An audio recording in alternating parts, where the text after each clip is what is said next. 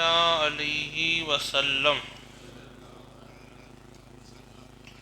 حضرت ابو عامر اشعرانی رضی اللہ تعالی عنہ سے روایت ہے، آپ فرماتے ہیں کہ حضور پاک صلی اللہ علیہ وسلم نے ارشاد فرمایا، مجھے اپنی امت پر سب سے زیادہ خوف اس بات کا ہے کہ ان میں مال زیادہ ہو جائے اور آپس میں حسد کر کے کشت و خون کرے۔ دیکھیے، یہ سرکار علیہ السلام کی حدیث پاک ہے، اور میرے آقا نے ایسی تو ایک نہیں بلکہ ہزاروں پیشن گوئیاں فرمائی ہے کہ میری امت میں مجھے اس بات کا ڈر ہے، اور وہ چیز ہو کے رہی۔ سرکار نے فرمایا کہ مجھے میری امت میں اس بات کا ڈر ہے کہ اگر ان کے پاس مال بہت زیادہ ہو جائے گا تو وہ مال کی لالچ اور مال کی حسد کی وجہ سے آپس میں جھگڑا کریں گے، اور آج یہی ہو رہا ہے۔ مال ہو گیا، مال کی فراوانی زیادتی ہوئی، تو آج ہم اور آپ آپس میں ایک دوسرے سے جلنے لگے، حسد کرنے لگے، فتنہ فساد ہو گیا، اور بڑا آدمی ہو گیا تو اس نے چھوٹے کو پہچاننا بند کر دیا۔ آدمی جب بڑا ہو گیا تو غریب کو اپنے سے قریب لانا اس نے بند کر دیا، یعنی پورا مزاج بدل جاتا ہے۔ اور سرکار نے یہی فرمایا کہ میری امت میں جو مجھے خوف تھا وہ یہ تھا کہ اگر ان کے پاس مال ہو جائے گا تو آپس میں حسد کر کے کشت و خون کریں گے، یعنی ایک دوسرے کے جانی دشمن بن جائیں گے۔ اور آج یہی ہوتا ہے، آپ دیکھیے سماج، معاشرے، جتنے بھی خاندان، قبیلے ہیں، کہیں نہ کہیں آپ کو یہ چیز نظر آئے گی۔ 4 بھائی ہیں تو 2 بھائیوں کا مسئلہ ایسا ہوگا۔ آج باپ کا انتقال ہوتا ہے، ماں کا انتقال ہوتا ہے، وراثت کے لیے ہم لڑتے ہیں۔ اگر بھائی دے رہا ہے تو وہ لینے میں کچھ زیادتی مانگ رہا ہے، یا تو بھائی برابر لے رہا ہے تو بڑا بھائی دینے کو تیار نہیں۔ اس طرح کے بہت سارے حالات پیدا ہو گئے، حالانکہ اسلام نے ہر چیز طے کر دی، کس کو کتنا حق ملنا چاہیے، بھائی کو کتنا حق، بہن کو کتنا حق، ماں کا حق کتنا ہے، باپ کا حق کتنا ہے۔ یہ ساری چیزیں اللہ تعالیٰ نے قرآن پاک میں واضح لفظوں میں بیان فرمائی ہے۔ تو یہ لیکن یہ جتنے بھی فتنے فساد ہو رہے، لالچ اور حسد کے بلبوتے پر، اور سرکار نے وہی فرمایا کہ میری امت میں مجھے اس بات کا خوف ہے کہ ان کے پاس اگر مال ہو جائے گا تو وہ حسد کی وجہ سے آپس میں لڑنا شروع کر دیں گے۔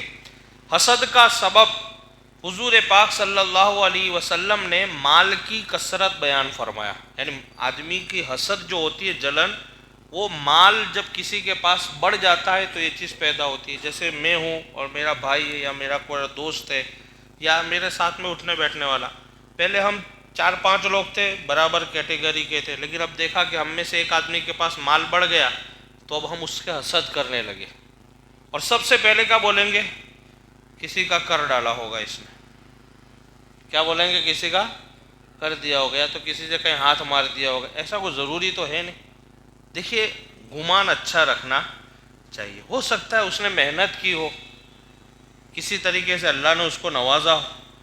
یہ تو ہر مرتبہ تو کوئی ضروری نہیں ہے کہ کوئی ناجائز طریقے سے یا کسی کا کچھ کر کے یا کسی کو یہ کر کے مال جمع کرے، ایسا تو ہوتا نہیں۔ بہت سارے لوگ محنت کرتے ہیں، اللہ ان کو نواز دیتا ہے۔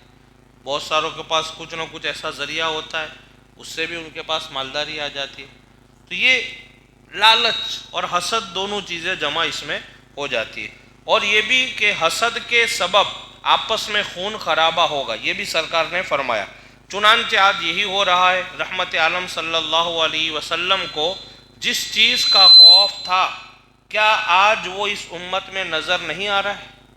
اب دیکھیں، سرکار نے جو فرمایا کہ میری امت مال کی وجہ سے حسد اور جلن کرے گی، اور آج ہمارے اندر یہی ہو رہا ہے، ہم ایک دوسرے پہ جلتے ہیں، حسد کرتے ہیں۔ اچھا، اب دیکھیے بہت سارے دشمنیاں، میں نے آپ کو اس دن بھی عرض کیا تھا، آج بھی عرض کرتا ہوں یہ حدیث پاک کے تحت۔ آپ دیکھیں گے کہ بھئی آپ کے وہ بھائی ہے، کہاں ہو میرے بھائی؟ تو کہا کبھی میں نے آپ کو ساتھ میں اٹھتے بیٹھتے دیکھا نہیں، تو کہا ہم دونوں کی بنتی نہیں ہے۔ اب آپ اس کی وجہ اگر تلاش کرنے جائیں گے کہ بھئی وجہ کیا ہے، کوئی وجہ نہیں ہوگی، اتنی باریک وجہ ہوگی، بس چھوٹی سی وجہ اور وہ وجہ کیا ہوگی؟ یا تو ان کے گھر شادی ہوگی تو کسی چیز میں مشورہ نہیں لیا ہوگا، یا تو ان کے گھر شادی ہوگی تو انہوں نے تھوڑا بہت مشورہ نہیں لیا ہوگا. یار انہوں نے اتنا بڑا دھوم دھام سے شادی کی، سب کچھ تھا، بڑے بڑے مہمان آئے، ہم کو بھی بلایا تھا، پھر آپ کو نہیں مجھے بھی بلایا تھا، تو پھر بات تو کہا مجھے اسٹیج پہ بیٹھنے کے لیے نہیں بولا اس نے. بس بات باریک ہے، چھوٹی سی بات، اس نے نہیں بولا. میں یہ کہتا ہوں اگر میں بھی ہوں تو بھی میرے نفس سے بھی میں کہتا ہوں، کیا میں آپ کو کرسی پر بٹھاؤں اور اسٹیج پر بٹھاؤں تو ہی آپ کی عزت بڑھے گی؟ بتائیے. میں اگر آپ کو کہوں کہ آپ آؤ بیٹھ جاؤ کرسی پہ تو کیا آپ کی عزت بڑھ جائے گی؟ نہیں، ایسے نہیں ہوگا. عزت اور ذلت کون دیتا ہے؟ تو ہم تو ایمان والے، وَتُعِزُّ مَن تَشَاءُ وَتُذِلُّ مَن تَشَاءُ. اب اس بات کو جھگڑا ہم نے بنا لیا، انہوں نے مجھے عزت نہیں دی، بس اتنی معمولی بھائی حاجی صاحب آپ کتنے دنوں سے آپ کے بھائی سے نہیں بولتے؟ 10 سال سے میری نہیں بنتی، بس اتنی معمولی بات. اب وہ حسد پہ اتر گئے ہیں. وہ دیکھو یار حاجی صاحب آپ کے بھائی کے پاس تو اچھا اللہ نے نوازا ہے، مجھے پتہ ہے سب کہاں سے آتا ہے، آپ کو پتہ بھی ہے کہاں سے آتا ہے، نہیں پھر بھی آپ بتاؤ کہاں سے آتا ہے.